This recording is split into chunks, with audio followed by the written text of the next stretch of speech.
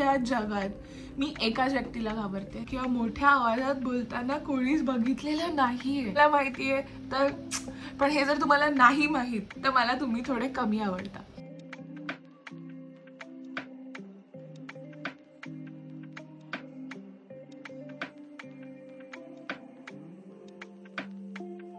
आजचा vlog dedicated असणार आहे गुरुपौर्णिमेसाठी. So let's go. ब्रह्मा गुरु विष्णू गुरुदेव महेश्वरा गुरु साक्षात परब्रह्म तस्मै श्री गुरुवे नमः.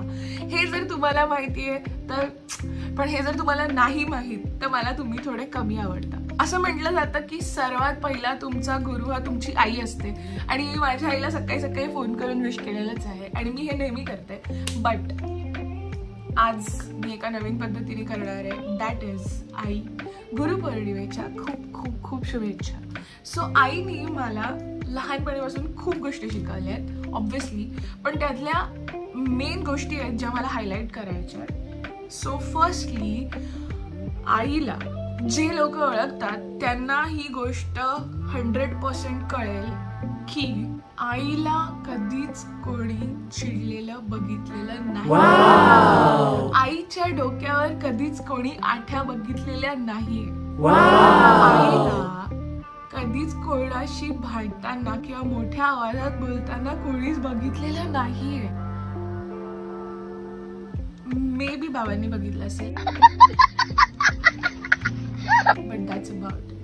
So yes, that's the thing जी आई मला सातत्याने मला आणि दादाला लहानपणीपासून शिकवत आली आहे. टू बी काम अँड कंपोज्ड इन लाईफ.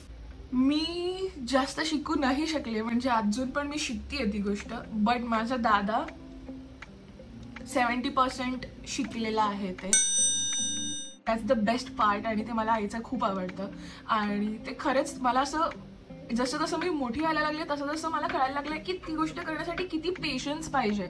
मी आत्ता पण नॉर्मल डे टू डे लाईफमध्ये किती वेळा आपण चिडतोय, किती वेळा आपले विचित्र हावभाव होतात, किती वेळा आपला आवाज वाढतोय किंवा सूर बदलतोय, हे सगळं दिवसात किती वेळा होतं आपलं. बट इमॅजिन माझ्या आईला मी ते 30 वर्षांमध्ये हार्डली एकदा किंवा दोनदापेक्षा कमीच बघितलं असेल करताना, की आई असं करून बोलतीये किंवा आई सूर लावून बोलतीये किंवा आई असं चिडलीये वगैरे वगैरे. सो आय थिंक ती आईने मला खूप बेस्ट गोष्ट शिकवली आहे, टू बी काम अँड कंपोज्ड. कारण की it gives a different impression आणि इट टेल्स अस की आपल्या पेशन्सवरती किती होल्ड आहे किंवा आपल्या इमोशनवरती किती होल्ड आहे. मे बी ती गोष्ट समोरच्यानी बोललेली तुम्हाला लागतेय, तुम्हाला अफेक्ट होतीये, बट तुमचा एक सर्टन वे आहे टू टेक इट आणि to react on it.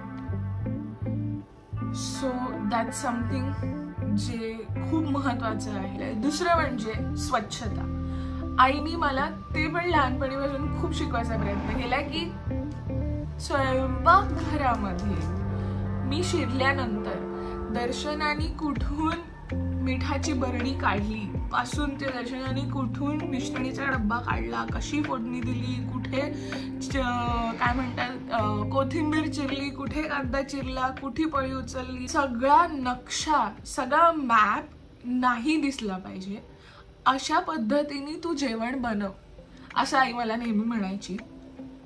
So yes, ते पण ओव्हर द इयर्स मी आत्ता कुठे थोडंफार ते करू शकते. I could reach like half of it, but yes that is also something that तुम्हाला ओव्हर द इयर हे कळेल जेव्हा तुम्ही स्वतःचं राहायला लागाल, स्वतःचं जेवण स्वतःलाच बनवायचं आहे आणि everything you have to do by your self, तेव्हा तुम्हाला ह्या गोष्टीचं महत्त्व कळेल की कसं या छोट्या छोट्या गोष्टी किती इम्पॉर्टंट आहेत आणि चार चौघात गेल्यानंतर त्या किती जास्त दिसून येतात. मी हॉस्टेलमध्ये राहिली आहे, मी 4 वर्ष घराच्या बाहेर दुसऱ्या मुलींबरोबर राहिली आहे. मी दिल्लीमध्ये एका अफगाणी मुलीबरोबर आणि एका हरियाणवी मुलीबरोबर राहिली आहे. मी खूप वेगवेगळ्या पद्धतीच्या मुलींबरोबर राहिली आहे आयुष्यात आणि त्यामुळे मला कळलंय की प्रत्येकाची एक पद्धत आहे आणि त्यांची पद्धत आणि आपली पद्धत तेव्हाच वेगळी होऊ शकते जेव्हा आपली पण एक पद्धत आहे. आणि that's what she has taught me की दर्शना प्रत्येक गोष्ट करण्याची एक पद्धत असली पाहिजे, मग ते बोलण्याची असो, वागण्याची असो, काम करण्याची असो, स्वच्छता बाळगण्याची असो, पण ती तुझी पद्धत असली पाहिजे. आणि now that is inbuilt in मी. त्यामुळे माझी पण एक पद्धत आहे. So if my roommate does something, I have a solid reason और एक्सप्लेनेशन बिहाइंड इट की मला हे असं आवडतं आणि माझी ही करण्याची ही पद्धत आहे, सो मी असं करणार करून. आणि ते किती लिबरेटिंग आहे, ते किती मस्त वाटतं, because you have developed your on पद्धत. Let's move on to my next teacher, that is माझे वडील.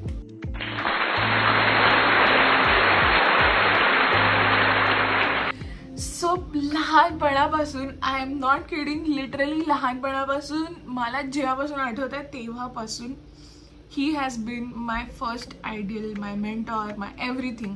कारण की त्यांनी मला लाईफमध्ये लहानपणापासून इतकं इन्स्पायर केलं आहे प्रत्येक गोष्टीसाठी की मी सांगू नाही शकत. की मी लहान होते तेव्हा मला आठवतं आहे की बाबा किती एनकरेज करायचे की स्पर्धेत जाणं, किंवा तुला चित्रकला आवडते का, चल चित्रकलेच्या क्लासमध्ये.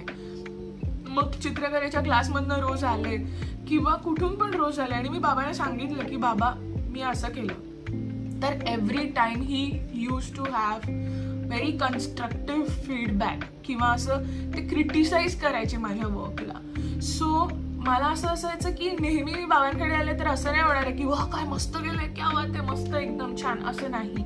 आजपर्यंत माझे वडील प्रत्येक गोष्ट माझी पहिली बघितल्यानंतर पहिल्यांदा त्याच्यातली चूक काढतात.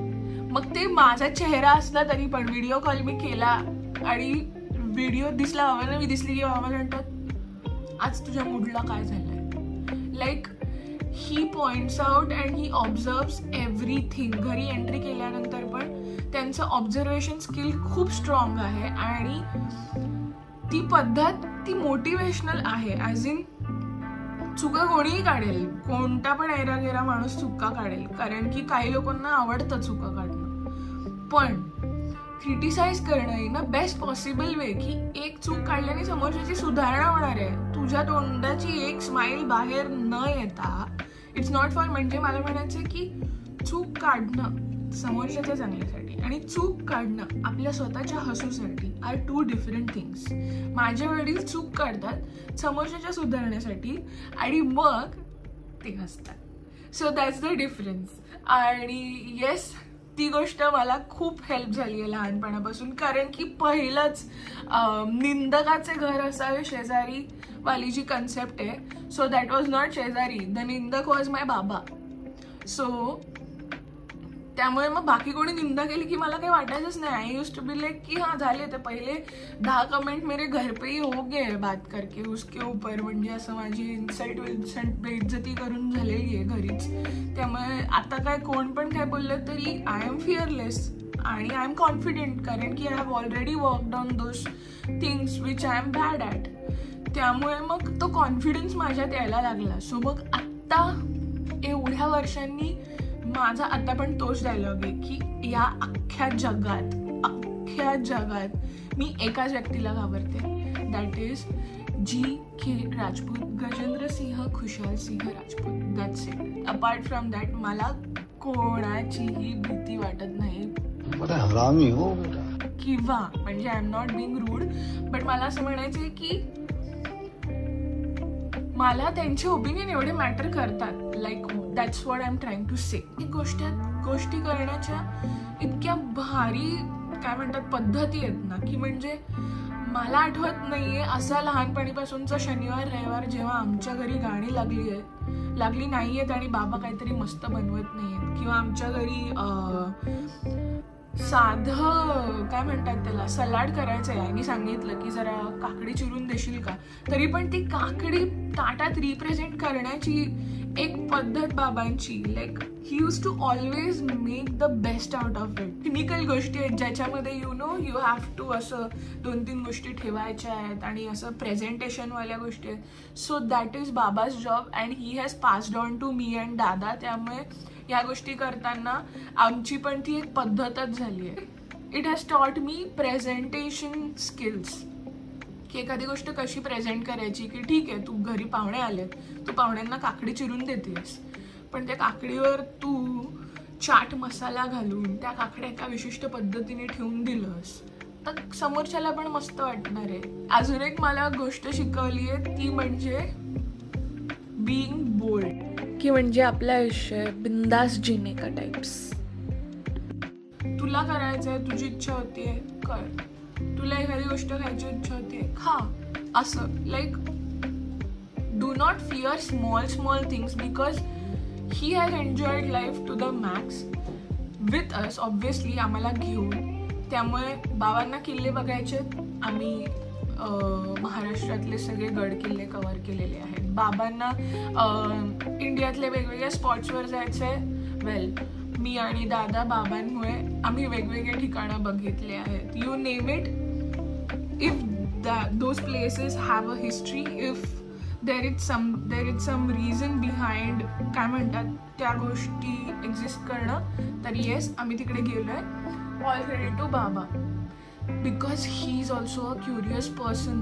त्यांचे मी आता photos, I wish I could show this to you guys, but त्यांचे तेव्हाचे फोटोज आहेत. लाईक कर्नाळाला गेले माझे बाबा फ्रेंड्स बरोबर, तर त्यांनी जर्नल बनवलंय लाईक विथ कोलाज, विथ तेव्हाचे काही कटआउट्स अँड एव्हरीथिंग. त्यांनी ते सजवलंय त्यांचं जर्नल आणि त्याच्या सेंटरला फोटो लावले, जे आता सध्या असं फॅन्सी स्क्रॅप बुक्स निघतात आणि काय काय असं मध्ये फोटो असतो आणि आजूबाजूला सजावट असते ते.